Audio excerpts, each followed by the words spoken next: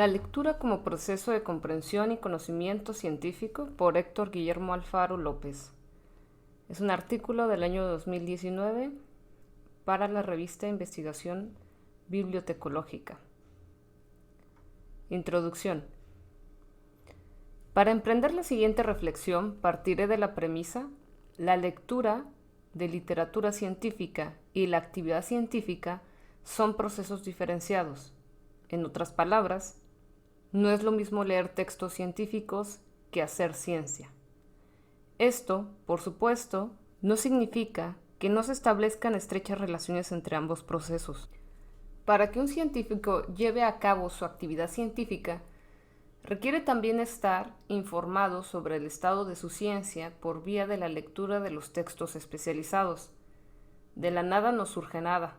Por ejemplo, el físico, sea de orientación teórica o aplicada, en algún momento del despliegue de su actividad debe acercarse a la lectura de aquellos textos que le brinden elementos para fundamentar o continuar su actividad científica especializada.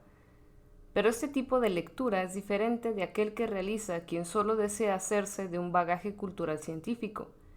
Este no lee con el ánimo prioritario de hacer ciencia, sino de saber sobre la ciencia. Es un saber que se manifiesta en un tipo de conocimiento signado por la vida cotidiana. Ambos procesos comulgan en el acto de leer, pero su correspondiente lectura es diferenciada y conduce a horizontes disímiles. Hecha esta precisión distintiva, cabe señalar que en la presente indagación se seguirá la vertiente de la lectura que conduce a la, adelantando un concepto clave aquí enunciado, apropiación de una cultura científica, no a del hacer científico. Lo anterior nos induce a dilucidar el problema de cómo es que se lleva a cabo el proceso de comprensión y conocimiento científico por vía de la lectura, lo que por otra parte significa adentrarnos en uno de los escorzos de ese complejo y mágico universo de la lectura. Comencemos de manera un tanto abrupta, dando de bruces con las palabras del que tal vez sea, si no el más grande científico jamás habido, cuando menos sí el mayormente conocido y popular, Albert Einstein, extraídas de su libro de significativo título, Mi visión del mundo. Palabras referentes a la revolucionaria teoría de la relatividad, cita: la ley de la constancia de la luz en el vacío, corroborada por el desarrollo de electromagnética y de la óptica, unida al conocido experimento de Michael para explicar la equivalencia de todos los sistemas inerciales, condujo en primer lugar a que se tuviera que relativizar el concepto de tiempo, o sea, fue necesario dotar a cada sistema inercial de su propio tiempo. Con el desarrollo de esta idea se hizo patente algo que antes no se había considerado con suficiente profundidad: la dependencia que existe entre las experiencias inmediatas por una parte y las coordenadas y el tiempo por otra. Una de las características más importantes de la teoría de la relatividad es que se ocupa de elaborar con mayor rigor las relaciones que hay entre los conceptos generales y los hechos experimentables. Para ello, es válido siempre el fundamento siguiente: la comprobación de un concepto físico se basa en el último término en su clara y significativa relación con los sucesos experimentables. Conforme a la teoría de la relatividad restringida, y en este sentido, las coordenadas espaciales y el tiempo aún tienen un carácter absoluto. Son medibles mediante relojes y cuerpos rígidos. Pero en la medida en que dependen del estado de movimiento del sistema inercial escogido, son relativos. El continuo tetradimensional que resulta de la unificación del espacio y el tiempo mantiene, según la teoría de la relatividad restringida, el mismo carácter absoluto que poseían cada uno a su manera el tiempo y el espacio en la teoría anterior. De la interpretación de las coordenadas y del tiempo como resultado de una medición se llega a la influencia del movimiento, en la forma de los cuerpos y en la marcha de los relojes, así como la equivalencia entre masa inerte y energía. La teoría de la relatividad debe su creación en primer lugar al hecho experimental de la igualdad numérica que hay entre masa inerte y el peso de un cuerpo. La mecánica clásica no ofrecía ninguna interpretación de este hecho fundamental. Se llegó a tal interpretación extendiendo el principio de la relatividad a sistemas de coordenadas acelerados uno respecto al otro. La introducción de sistemas de coordenadas acelerados respecto a un sistema inercial condiciona la aparición de campos gravitatorios respecto al primer sistema. De esto depende que la teoría de la relatividad general, basada en la identidad entre inercia y peso, proporciona una teoría del campo gravitatorio. Fin de cita. Cuando el lector no versado en el conocimiento de la física y mucho menos en el de la teoría de la relatividad lee estos párrafos, lo más seguro es que no comprenda gran cosa de ellas, lo que no obsta para que se entiendan las frases por sí mismas, pero el contenido de ellas, esto es, aquello de lo que se hablan, en este caso sobre la famosa teoría de Einstein, se entorna ilegible, no se puede comprender. Se podría argumentar ante esto que perseverando en su lectura y volviendo varias veces sobre el texto podría gradualmente llegarse a comprenderlo, porque en el texto mismo está toda la información para que ésta fuera comprendida, y solo bastaría que el lector hiciera una lectura aplicada con lo que el contenido se le revelaría. Es esta una argumentación que concibe el lector como una tabula rasa que, en virtud de la llave maestra de la alfabetización, podría abrir el texto para recibir pasivamente la información que de él emana. De hecho, semejante argumentación fue hacia los años 60 del siglo XX, la propuesta más fundada sobre el conocimiento de la lectura. Su fundamento teórico fue la lingüística, que a su vez fue el ariete del estructuralismo, tendencia teórica francesa que marcó con su impronta a las ciencias humanas y sociales. La lingüística le daba al texto el privilegio de ser una entidad autorreferida a sí misma que, con su propia dinámica de organización lógica interna, marcaría las pautas del proceso de lectura. Esto en consonancia con la concepción del sumo sacerdote de la lingüística, Ferdinand de Saussure, para quien el lenguaje era un sistema de signos autocontenido y referido a sí mismo. Por lo que, para decirlo sencillamente, en el acto de leer el texto, el lector tiene una función activa y dirigente, al mismo tiempo que asume una posición meramente receptora y subordinada en relación con el contenido textual. De ahí que para esta concepción la comprensión del texto consista solo en descifrar o decodificar las palabras, las frases y las ideas de los que consta su contenido. Antes de continuar, resulta pertinente hacer una acotación digresiva que da razón de la fuerza y perseverancia que ha tenido la concepción lingüística de la lectura, a la par que explicar las limitaciones del enfoque que sobre la lectura llegan a tener aquellas disciplinas para las que ésta es un objeto de conocimiento fundamental, como es el caso, por ejemplo, de la bibliotecología. Gran virtud de la lingüística es explicar con la claridad meridiana de lo simple un proceso de tan extrema complejidad como es la lectura, pero esta simpleza hace de la lectura una actividad de decodificación superficial, en aras de darle un uso útil y dirigido a la información. No obstante, los abismos que ofrece la lectura han sido cegados para reducir a su mínima y sencilla expresión tal práctica. De este modo facilita su explicación haciéndola con ello controlable y manejable en su despliegue real. No ofrece problemas ni mayores cuestionamientos. Semejante concepción ha rendido espléndidos frutos para el ámbito bibliotecario orientado, debido a peculiares avatares históricos por la senda técnica. La concepción que prima entre los bibliotecarios respecto a la lectura es en lo fundamental una proyección de los supuestos de la lingüística. La lectura conlleva una relación instrumental con la información, lo cual implica una relación inmediata, exterior y utilitaria. Se le ofrece un libro, un préstamo al usuario, para que al decodificarlo haga un uso inmediato de su contenido. Así, por ejemplo, se extrae la información del documento para llevar a cabo una tarea escolar o una investigación. Incluso cuando se piensa en una lectura recreativa dentro del marco bibliotecario, en el fondo gravita la susodicha relación instrumental. Todo lo cual se ratifica cuando nos enfrentamos con esa peculiar figura que es la que entabla la relación instrumental con los documentos, el usuario de la información. Figura que es producto de ese avatar histórico que fue el nacimiento de las ciencias de la información y que es expresión idónea de la orientación técnica seguida por la bibliotecología. El usuario de esa información es la representación unidimensional del lector y por lo mismo es concebido como una entidad que establece una relación instrumental, extraer información de los textos, lo que convierte a esta acción en una relación superficial y exterior respecto del contenido textual.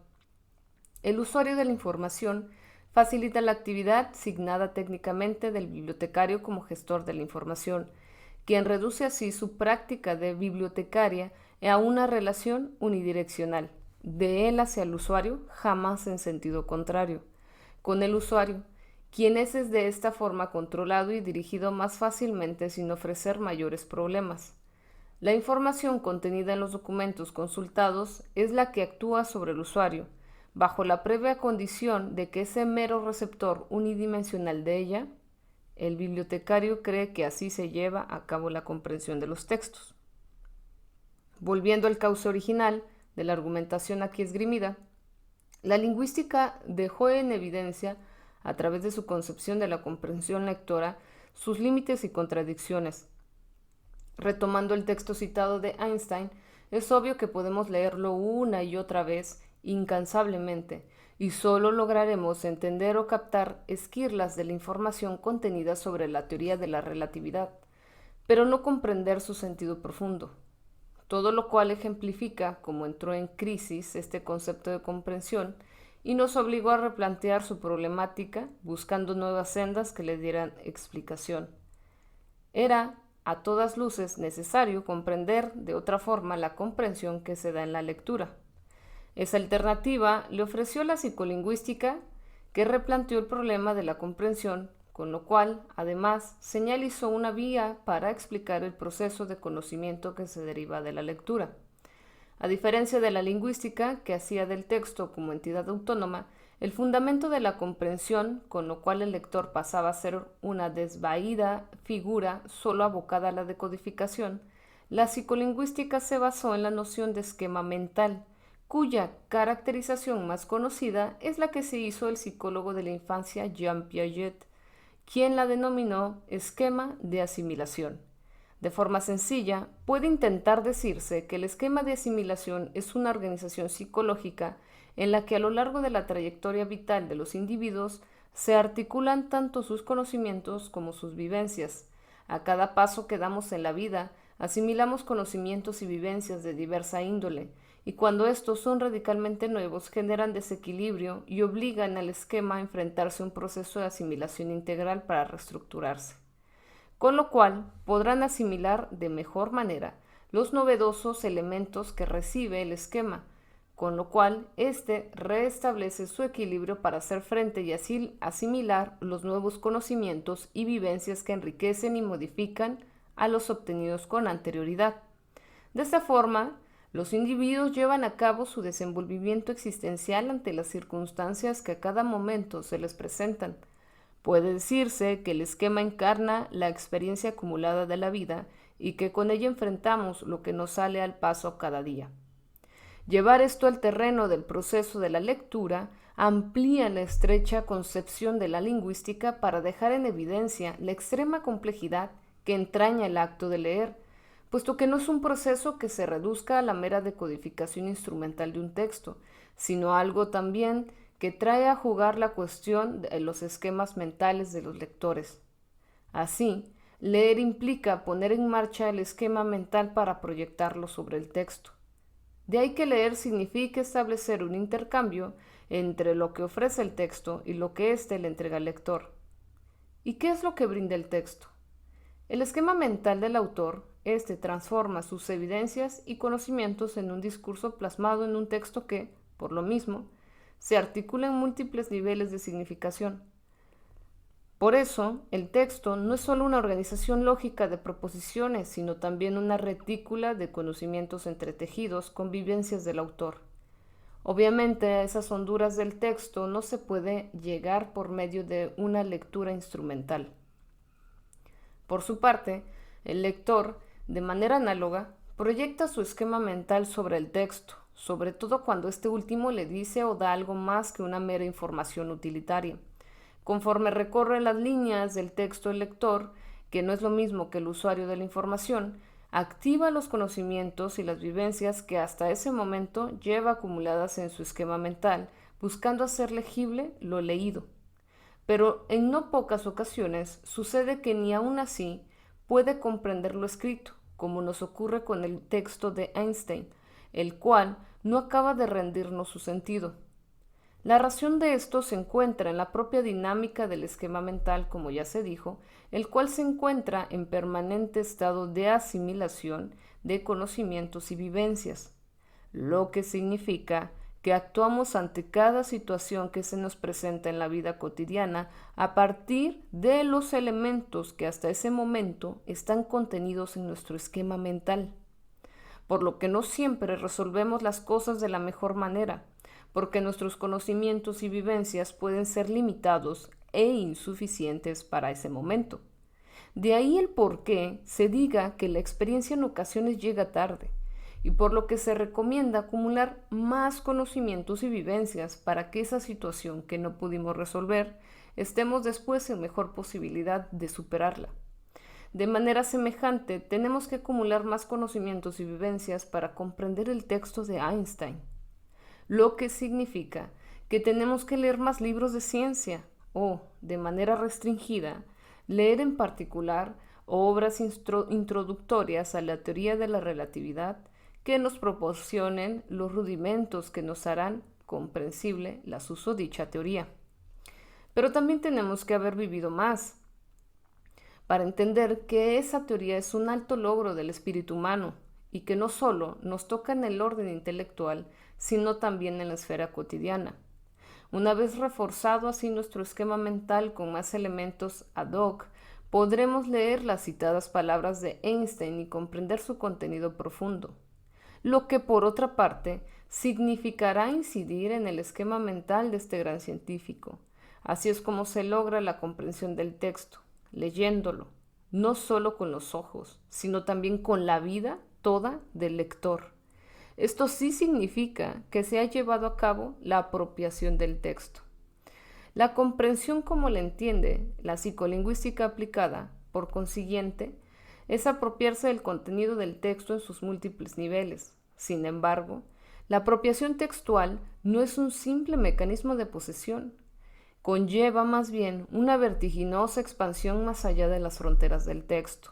La apropiación, como es aquí entendida, se encuentra grávida de sentido. Cuando el lector comprende un texto, lo hace propio y con ello dispara el haz de la multiplicidad de sentidos.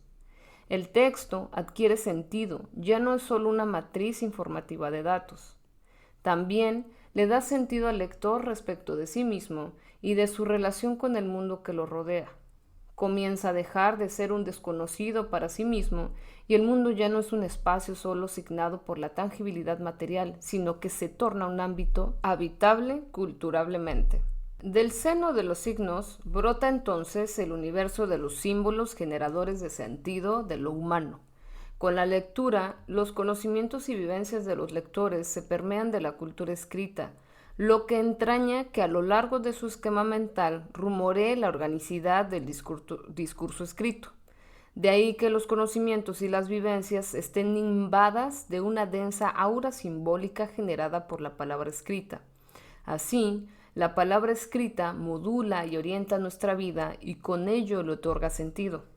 Esto nos da la medida de la comprensión generada por la concepción psicolingüística de la lectura, pero este es también el umbral que nos conduce de manera específica al despliegue del proceso de conocimiento, en particular el de carácter científico. En el esquema mental se entretejen conocimientos entendidos de manera amplia y general y vivencias, por lo que la información de diversa índole que es obtenida por vía de la lectura es filtrada para diluirse en ese ámbito. Ahora bien, es también ahí donde se puede dar razón de cómo actúan los diversos géneros de textualidad, explicativos y narrativos. Tanto los textos, por ejemplo, científicos, como los de ficción, son ambos tamizados por las vivencias y conocimientos preexistentes en el esquema mental. pero su efecto más explícito se da en una u otra esfera según sea el género de información leída. Los textos narrativos, como novelas, poesía, teatro, inciden más ampliamente en las vivencias, enriqueciéndolas y sensibilizando al lector para la experiencia vivida en la cotidianidad, mientras que los textos explicativos, como ciencias naturales, sociales, humanas, inciden de manera más directa en la esfera de los conocimientos del esquema mental. Pero como ya habíamos explicado, una vez que los textos, el contenido textual, es leído no de manera instrumental, sino en profundidad, se da generalmente su apropiación. Dadas las características que tiene la lectura que induce el apropiamiento del texto, esta transfigura el contenido textual en un conocimiento subjetivo. La subjetivización es la vía que conduce al sentido que el lector encuentra en sí mismo y en el mundo que lo rodea. Por ello, en el caso particular de la ciencia, toda aquella información cuya índole se pretenda como declaradamente objetiva, al integrarse al esquema mental, es subjetivizada.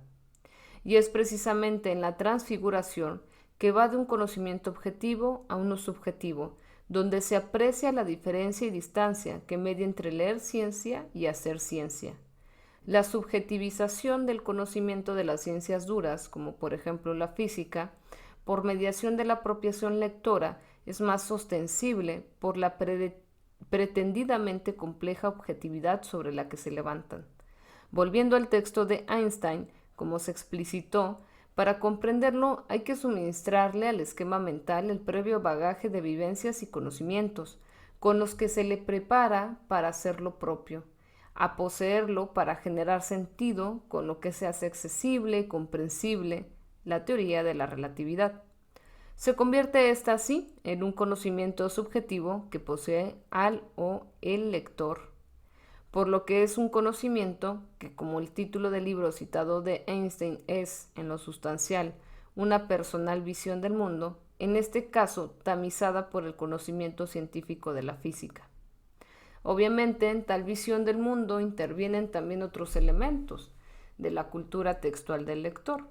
La característica distintiva y definitoria del conocimiento científico es la de ser una explicación del mundo organizada lógicamente en proposiciones y verificada empíricamente. La visión del mundo propiciada por la lectura de textos científicos nos da una explicación del mundo que se articula discursivamente con elementos vivenciales personales y que más que pretender buscar una verificación empírica, es un conocimiento que nos permite una cierta guía cotidiana que, como veremos más adelante, es sobre todo de carácter cultural. Esa visión del mundo actúa como un integrador cultural del lector en el espacio social. Retomando la observación digresiva que anteriormente se hizo, puede agregarse que la concepción que sobre la lectura prevalece en el ámbito bibliotecario por limitantes y desvíos en su construcción cognoscitiva no ha podido acceder a una concepción más compleja sobre la lectura y los lectores como se expuso líneas atrás. Abordar desde la perspectiva aquí desarrollada el problema de la lectura implicaría apostar por una concepción compleja, multidimensional, a contramarcha del trillado camino que hasta ahora se ha seguido. Concepción unidimensional que hace de la lectura un acto meramente operativo del usuario de la información. Asimismo, fundamentar la lectura como una propuesta compleja implicaría trabajar simultáneamente la fundamentación científica del campo bibliotecológico. Continuando con la argumentación aquí desarrollada, demos otro paso hacia el vertiginoso espacio sociocultural para apreciar la desembocadura del proceso de comprensión y conocimiento de la lectura científica.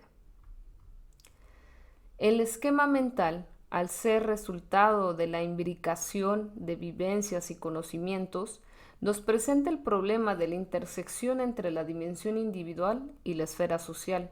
Los conocimientos y vivencias no son producto del aislamiento del individuo, sino todo lo contrario. Son el resultado de su interacción con los demás individuos y con la realidad en general. Es con nosotros y por los otros que vivimos y conocemos. El autismo no es un privilegio social, más esa interacción con los demás que propicia vivencias y conocimientos se encuentra mediada discursivamente, como lo explicó el filósofo francés Michel Foucault, quien además añadió que las relaciones entre los individuos están asignadas por el afán de poder, el cual se expresa a través de los discursos con los que buscan dirigir la conducta uno del otro y viceversa. De ahí que el discurso sea poder. Tal es el fundamento de la concepción sociocultural de la lectura y que representa un paso adelante en la comprensión de la complejidad de tal práctica. El lector se dirige a los otros con quienes emprende vivencias y conocimiento por medio del discurso, el cual se encuentra asignado por la información textual acumulada por las lecturas, y ese discurso que lo relaciona con los demás le sirve a la vez como guía para integrarse culturalmente a la sociedad. De forma específica, las lecturas científicas propician un conocimiento que no es el estrictamente científico, pero es el del sentido común. Se trata de una especie de conocimiento intermedio entre esos dos tipos de conocimiento y que en cuanto tal genera una visión personal del mundo asignada científicamente, la cual le permite al lector guiar su relación discursivamente con las demás personas a la par de fungir como un integrador cultural. Ese conocimiento que brindan las lecturas científicas permite comprender al otro, lo que redunda en que las interrelaciones que se dan entre los individuos generadores de vivencias y conocimientos ya no estén solo signadas por el poder. El discurso cruzado de conocimientos científicos ya no solo es poder, sino también comprensión del otro y del mundo. Y de esa manera, la relación con los otros y con el mundo adquiere sentido. El apropiamiento de conocimientos científicos, al propiciar la subjetividad de ellos, otorga una visión personal coherente del entorno, en la que queda de manifiesto que el conocimiento científico actúa de diversas maneras en la vida cotidiana, lo cual conforma incluso una forma de mentalidad social. Así, el conocimiento científico obtenido por mediación de la lectura pasa a ser un componente cultural cotidiano en la vida de los lectores. Una vez que hemos llegado a la comprensión del texto citado de Einstein, la teoría de la relatividad se torna legible y en cuanto tal nos da un conocimiento, esto es, una explicación coherente del mundo que nos rodea y en el que nos movemos. Es una visión personal permeada por la idea de la relatividad. La concepción de la física clásica de corte newtoniano se sustentaba en la noción de un espacio y tiempo absolutos y estáticos. Por el contrario, la teoría einsteiniana postula un tiempo y espacio relativos y en perpetuo movimiento. Esta idea, más allá de su figurosa fundamentación cognoscitiva, una vez que ha sido comprendida por medio de la acumulación de vivencias y conocimientos en el esquema mental del lector, le da un conocimiento sobre los otros y sobre la realidad de entorno que ha sido determinada por la relatividad del cambio y el movimiento, lo cual le da sentido. La conocida expresión popular «todo es relativo» no es más que la transfiguración extremadamente simplificada de un conocimiento altamente abstracto, pero tiene la virtud de darle visos de legibilidad al mundo en torno. De manera análoga, la comprensión lectora de la teoría de la relatividad nos da la legibilidad cotidiana de la realidad para guiarnos en ella, con lo que de paso nos insertamos mejor en el universo cultural al que pertenecemos. Así, la opacidad del mundo se desvanece ante la luminosidad del sentido que nos regala la lectura.